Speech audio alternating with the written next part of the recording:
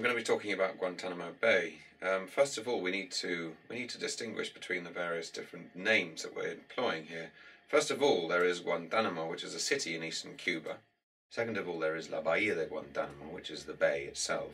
Then there is Guantanamo Bay Naval Base, which is a leasehold American US territory on the shore of Guantanamo Bay itself.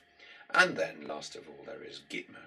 Gitmo is the word used for the detention facilities within Guantanamo Bay itself, of which there are 3 detention camps. There's Camp Delta, Camp Iguana, and Camp X-Ray. Now, it's worth just going a little back in history to look at the history of this of Guantanamo itself. Discovered by Columbus and his explorations of Cuba. Interestingly enough, it was a pirate base back in the 18th century, of English pirates, as you'd expect.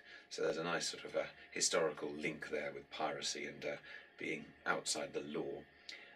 It was also a slave transportation port, so it was a place that slaves were brought over from Africa. So there's another historical link there with detention and with slavery. The lease itself of Guantanamo dates back all the way back to the foundations of the Republic of Cuba after the Spanish-American War at the end of the 19th century, and in particular it was written into the Constitution itself of Cuba in an amendment to the Constitution known as the Platt Amendment in 1901. One of the things which concerns me about today, here we are in 2013, is not only that there is ongoing abuse and torture, and indeed the press is occasionally reports on some of the allegations and the documentations and the evidence that's coming out about the systematic torture that that went all the way to the top in the UK in the British administration of Tony Blair, but also in the US.